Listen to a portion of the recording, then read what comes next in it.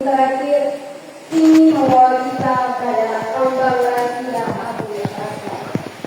Gereja mengajak kita untuk merayakan bahwa hidup sejati hanya dapat dicapai melalui penyerahan diri yang total. Seperti biji gandum yang harus mati agar dihasilkan buah, demikianlah kita diundang untuk memati agar rahmat Allah berbuah dalam diri kita. Untuk itu, marilah kita bangkit berdiri, kita membuka perayaan kita.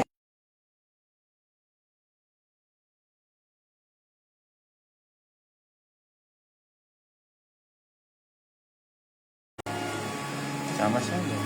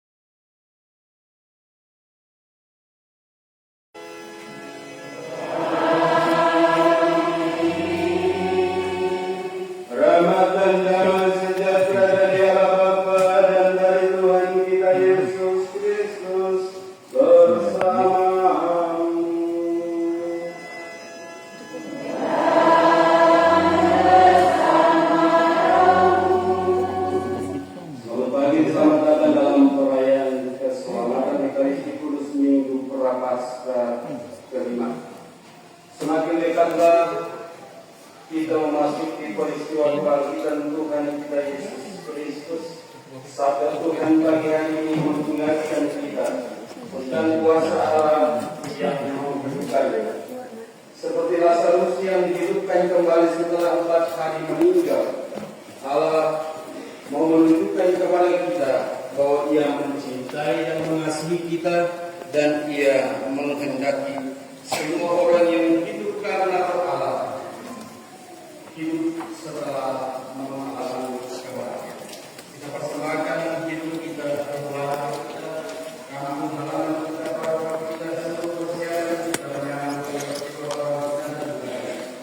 Seraya bahwa budaya bersama dengan kita selamat kepada depan merayakan peristiwa penyelamatan ini.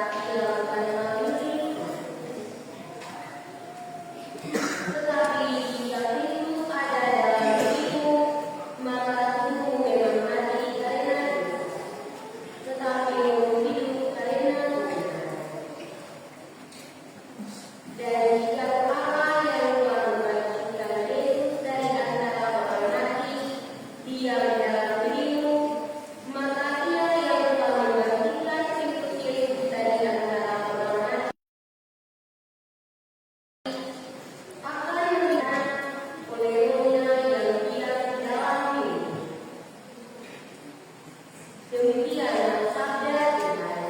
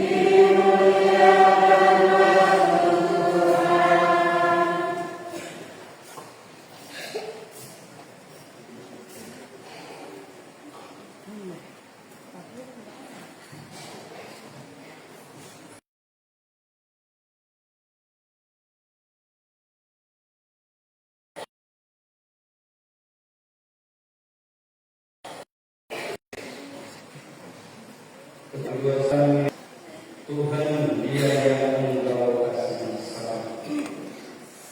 Mendengar damai itu Yesus berkata, penyakit itu tidak akan membawa kematian, tetapi akan menyatakan kemuliaan Allah. Sebab oleh penyakit itu anak Allah akan dimuliakan.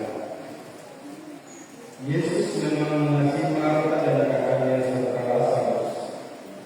Namun setelah mendengar bahwa Lazarus sakit, ia segera tinggal beberapa lagi di tempat di mana ia berada. Tetapi sesudah itu ia berkata kepada murid-muridnya, mari kita kembali lagi ke Yudea. Ketika Yesus tiba di Betania, didapatinya Lazarus telah 4 hari terbaring dalam kubur. Ketika Marta mendengar bahwa Yesus datang, dia pergi mendapatkannya. Tetapi Maria tinggal di rumah. Maka kata Marta kepada Yesus, Tuhan, sekiranya Engkau ada di sini, saudaraku pasti tidak akan mati. Tetapi sekarang aku tahu bahwa Allah akan memberikan kepadamu segala sesuatu yang Engkau minta kepadanya. Kata Yesus kepada Marta, saudaramu akan bangkit. Kata Marta kepadanya, aku tahu bahwa ia akan bangkit pada waktu orang-orang mati pada hari bersamaan. Jawab Yesus, akulah kebangkitan dan hidup. Barang siapa percaya kepadaku, ia akan hidup walaupun sudah mati. Dan setiap orang yang hidup serta percaya kepadaku tidak akan mati selama-lamanya. Percayakan engkau akan hal ini? Jawab Marta, ya Tuhan, aku percaya Engkau Mesias Anak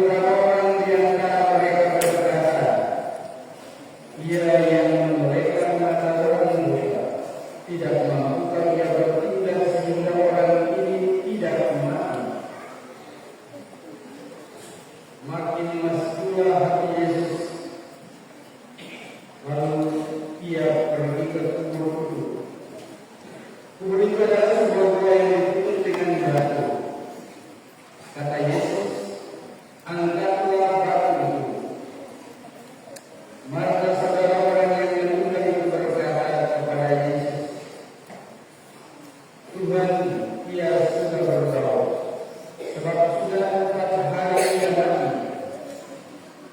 Jawab Yesus, bukankah sudah kukatakan kepadamu, jika engkau percaya, engkau akan melihat kemuliaan Allah.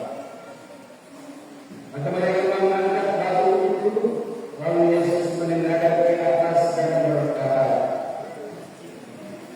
Bapa, aku mengucap syukur kepadamu karena engkau telah mendengarkan aku. Aku tahu bahwa engkau selalu mendengarkan aku. Tetapi oleh karena orang banyak yang memilih mengelili aku ini, aku mengatakannya supaya mereka percaya bahwa engkaulah yang telah mengutus aku. Sesudah berkata demikian, berserulah Yesus dengan suara keras, Lazarus, marilah keluar. Orang yang telah mati itu datang keluar, kaki dan tangannya masih tertukar dengan kain kafan, dan mukanya tertutup dengan kain bulu. Kata Yesus kepada mereka, bukalah kain-kain itu dan biarkan ia pergi.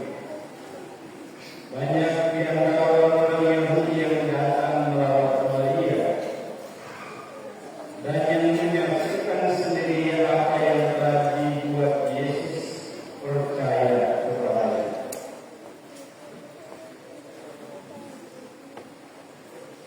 Demikianlah sabda Tuhan.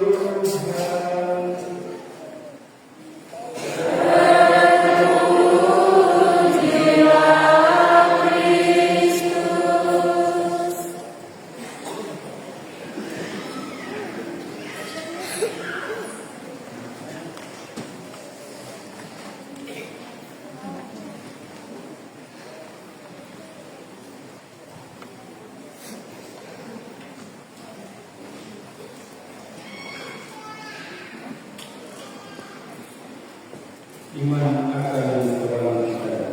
Bapak Ibu saudara-saudara yang beriman, serta selamat pagi Shalom.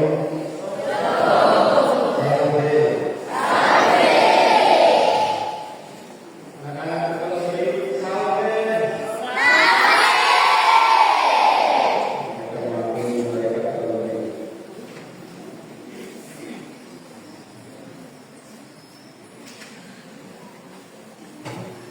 Kematian serta kasih akan terjadi, akan dialami siapapun dimanapun. Kematian telah menjadi pergumulan manusia bertahap-tahap lamanya sampai saat. Tidak ada yang mampu menghalanginya. Kita hanya bisa membuati, memperpanjang hidup satu dua, tetapi tidak bisa menangkal datangnya peristiwa kebenaran. Lalu apa kita? Oh, kita juga akan mati. Bapak Ibu saudara-saudara yang terkasih, maka dalam iman Kristiani, kematian mendapat makna baru, yakni sebuah perubahan hidup, peralihan menuju kesempurnaan. Jika kita hidup menurut bimbingan Roh Allah. Bacaan kedua Rasul Paulus mempertentangkan antara hidup yang dibimbing oleh Roh Allah dan hidup oleh kuasa daging. Hidup yang dibimbing oleh Roh Allah akan mendapat makna yakni setiap orang akan memperoleh hidup baru, akan dibangkitkan untuk kehidupan. Dan Yesus menunjukkan secara nyata kuasanya ketika Ia membangkitkan Lazarus setelah tulis 4 hari lamanya terbaring dalam kubur. Kisah ini sudah biasa kita dengar, tetapi apa yang memperkenalkan saat kita mempersiapkan diri menyambut perayaan Paskah. Pengakuan Tuhan akan kebangkitan orang-orang mati menjadi bagian integral dalam iman Kristiani, bahwa kita hidup dan setelah kita mati kita akan diubah untuk mengalami hidup baru. menghadapi kesedihan Marta dan Maria dan orang-orang yang datang merawat. Pada saat kematian Lazarus, Yesus menegaskan kembali tentang makna kehadiran dan kekhususan. Yang pertama, Ia datang karena Allah Bapa mengutusnya. Karena Ia datang dari Allah, maka Ia mempunyai kuasa untuk membangkitkan orang walaupun sudah mati. Akulah kebangkitan dan hidup. Barang siapa percaya kepadaku, ia akan hidup walaupun sudah mati. Dan setiap orang yang hidup dan percaya kepadaku tidak akan mati selama-lamanya. Saudara-saudara terkasih, siapa saja yang percaya? Menurut Rasul Paulus, orang-orang percaya adalah orang yang hidup dari Roh Allah. Sebab Allah telah menghembuskan Roh-Nya tinggal di dalam diri mereka. Atas alasan ini kita boleh berbangga bahwa kita telah dipercayai ketika dibaptis Bapa, Putra dan Roh Kudus pada saat yang sama. Allah menghembuskan Roh-Nya tinggal di dalam hati kita, membimbing kita. Tetapi kadang-kala Roh itu hilang, bukan karena kuasanya berkurang, tetapi kita mematikan daya kuasanya. Maka Paulus juga berbicara tentang hidup di dalam darah, hidup di dalam kekuatan kegelapan yang menguasai kita sehingga seringkali kita kehilangan komitmen, semangat, kesediaan untuk mengikuti Allah. Saudara-saudara terkasih, keraguan inilah yang diberikan Yesus ketika Dia berjumpa dengan Marta dan Maria. Mereka ragu, Tuhan, seandainya Engkau ada di sini, saudara pasti tidak ada. Kita juga seringkali menyalahkan Tuhan atas peristiwa-peristiwa malam yang terjadi atas hidup kita. Seandainya. Padahal Tuhan menunjukkan bahwa Dia mengasihi kita. Ketika menghadapi Lazarus yang meninggal dunia dan kesedihan saudara-saudaranya, Yesus menunjukkan ayat jangan terjadi. Yesus menangis. Ia menangis karena Ia mengasihi, bukan karena percaya pada sesuatu, bukan karena percaya. Ia menangis karena Ia mengalami kesedihan mereka. Anda bahwa Allah senantiasa hadir dalam pergumulan dan pergulatan hidup manusia, bahkan di saat kesedihan melanda kita karena peristiwa kematian. Tetapi Yesus tidak hanya berhenti saat Ia menangis. Ia menunjukkan kuasanya. Menyuruh Lazarus yang 4 hari terbaring di dalam kubur, walaupun itu tidak mungkin di mata manusia. Tetapi Lazarus yang sudah terbaring 4 hari bangkit dan orang-orang menjadi percaya. Saudara-saudara terkasih, karena itulah kebangkitan dari antara orang mati adalah sesuatu yang mungkin, bukan karena manusia mau demikian atau punya kemampuan, tetapi karena Allah punya kuasa. Inilah yang hendak kita bayangkan pada peristiwa Paskah. Kebangkitan dari antara orang mati juga menunjukkan sebuah perubahan. Orang hidup jika mengalami perubahan karena bimbingan daya kuat kuasa Allah sendiri. Maka masa berpaskah adalah sesuatu kita bangkit dari aku jika masa bodoh, tidak peduli, tidak mendengar. Masa berpaskah adalah juga kesempatan untuk kita bergerak, tergerak dan ikut berpartisipasi. Orang banyak yang awalnya ragu-ragu dan tidak percaya, mereka adalah orang Yahudi garis keras yang hanya datang karena duka-cita, karena punya relasi kekeluargaan. Tetapi peristiwa kebangkitan Lazarus mengubah hati mereka dan mereka percaya.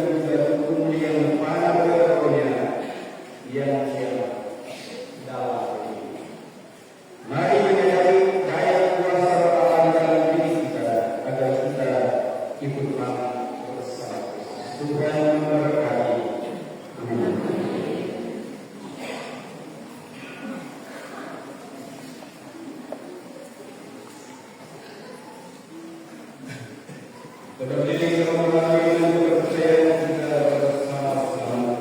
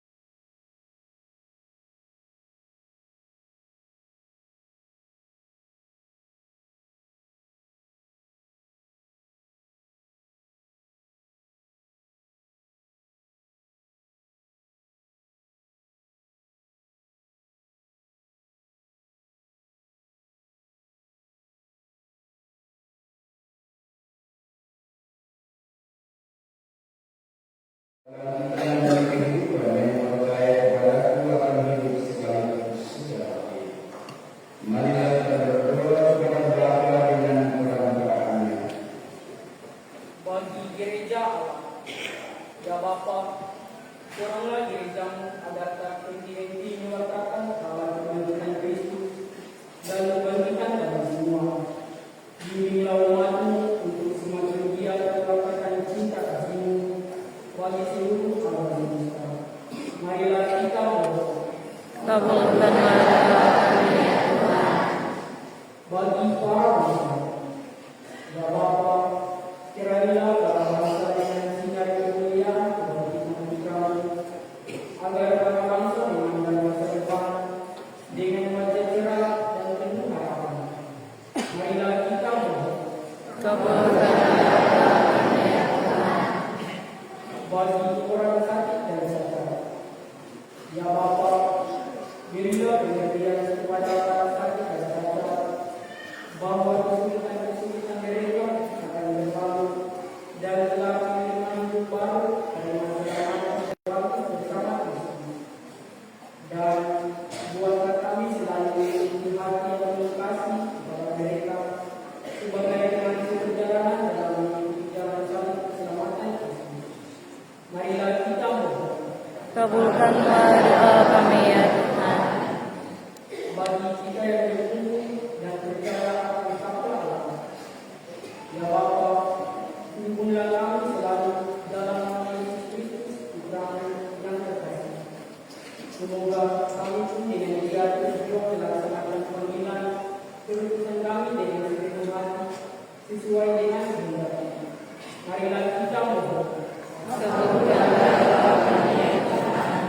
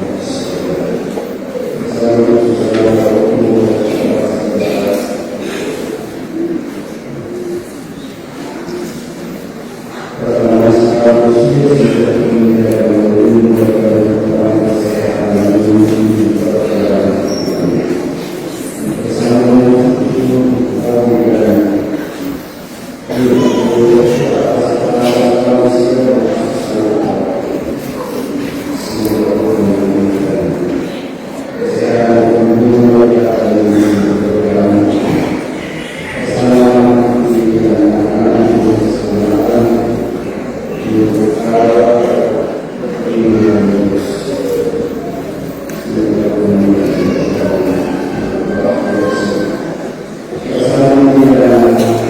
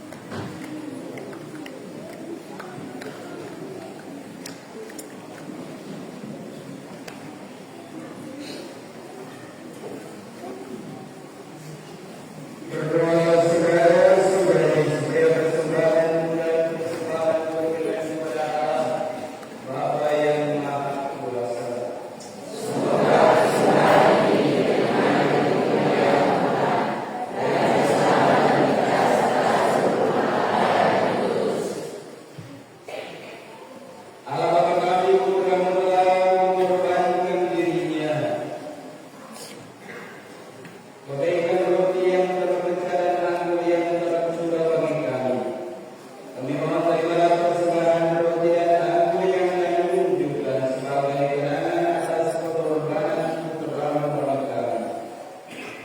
Biarlah Tuhan dan pengantara kami sepanjang segala masa.